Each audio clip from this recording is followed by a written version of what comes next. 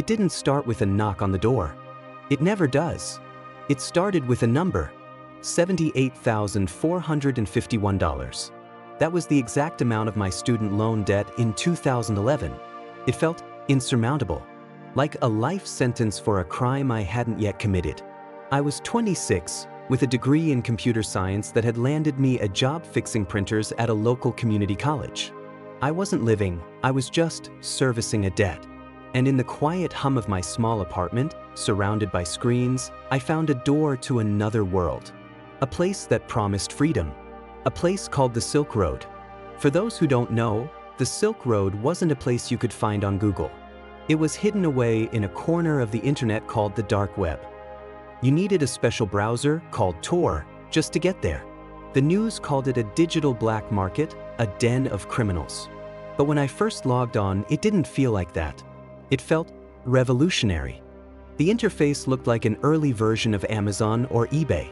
There were seller ratings, customer reviews, dispute resolution.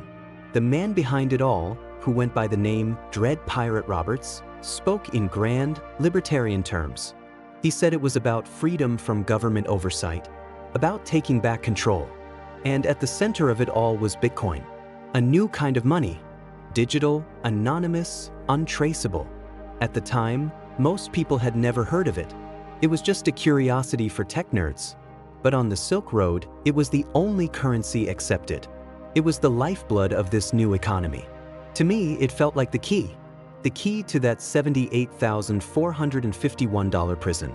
My first sale was almost laughably small. I started with something I knew, high-end, hard-to-find electronics components. I bought a few $100s worth of rare processors from a contact overseas, something that had a niche but dedicated market. My hands were shaking as I listed them. I created my vendor profile, DigitalNomad. I wrote a description, set a price in Bitcoin, and hit submit. For 3 days, nothing. I thought, well, that was a stupid idea. Then an alert. My first sale. It was for 0.8 Bitcoin, which at the time was maybe $40. It felt like a million. The process was surreal. I carefully packaged the processor in an anti-static bag, put it inside a hollowed-out book, and mailed it to A.P.O. box in Ohio. 2 weeks later, the Bitcoin was released from escrow. It was real. I had made money, untaxed and unseen, through a series of anonymous digital handshakes. That $40 paid for my groceries that week. And it planted a seed. The electronics were a proof of concept. The real money, as I saw in the listings, was elsewhere. I won't get into the specifics of what I sold next. It's not a point of pride. Let's just say I moved from ethically gray to something much darker. I found suppliers, people I never saw, never spoke to outside of encrypted chat. I became a middleman, a ghost in the machine. Within 6 months, DigitalNomad had over 1,000 positive reviews.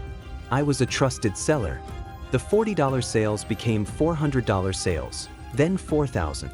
The Bitcoin wallet on my encrypted hard drive started to grow.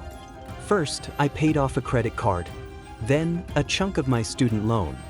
One day, I looked at the balance, converted it to US dollars in my head, and realized I was making more in a week than I did in 3 months at my day job. I quit my job. I told my family I was doing freelance web development. The lie came easy. The money made it true. I bought a better car, moved to a nicer apartment, but I was living a double life. By day, I was just a quiet guy in his late 20s. At night, I was a logistical linchpin in a multi-million-dollar underground enterprise. The freedom I thought I was buying was a cage. A very comfortable one, but a cage nonetheless. I couldn't tell anyone what I did. I had no colleagues, no one to share a success or a frustration with. Every friend I had felt like a potential liability. Every friendly question about my work felt like an interrogation. Then came the paranoia. It creeps in slowly. I started seeing unmarked cars on my street. Was that a utility van, or was it law enforcement? I'd take different routes home every day. I triple encrypted everything. I'd wipe my laptop constantly. The Tor browser, which once felt like a shield, now felt like a spotlight. I knew they were looking. The FBI, the They weren't stupid. They were hunting. I read about other vendors getting caught. Their nicknames would just disappear from the site. You'd wonder, did they retire? Or did they get that knock on the door? The community called it going dark. Every time it happened, a chill would run down my spine. The dread pirate Roberts would post reassuring messages, saying the site was secure, that our methods were foolproof. But I was starting to see the cracks in the walls. The beginning of the end was a package. A simple mistake. One of my suppliers, a new one, got lazy. The packaging was sloppy. It was intercepted by customs in Chicago. I got a notification that the package was seized, but no other details. A week later, a controlled delivery was attempted at the drop address I used. Thankfully, it wasn't my home. It was a vacant property I'd been mailing to.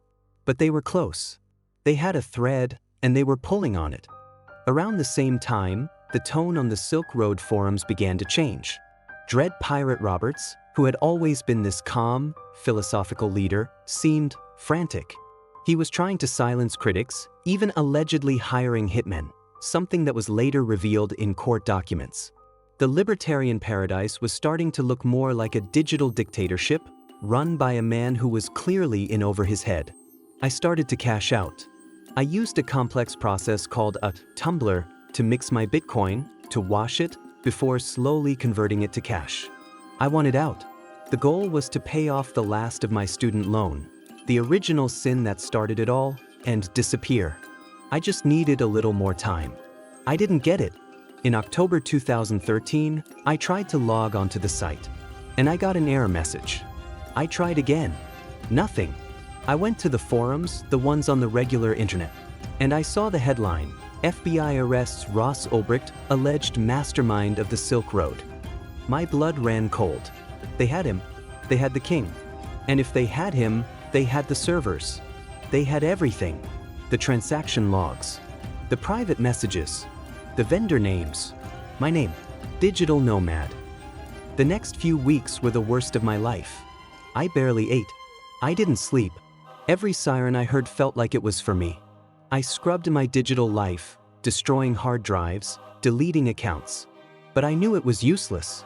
The evidence wasn't on my computer anymore. It was on a server in an FBI evidence locker.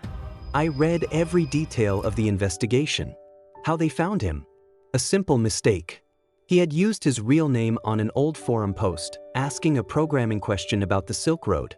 One tiny human error was all it took to bring down a billion-dollar empire.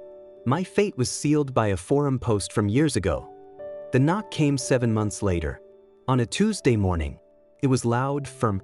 I opened the door and there they were. 3 agents in windbreakers. They didn't shout. They were calm, professional. Are you? There's no way to describe that feeling. It wasn't shock.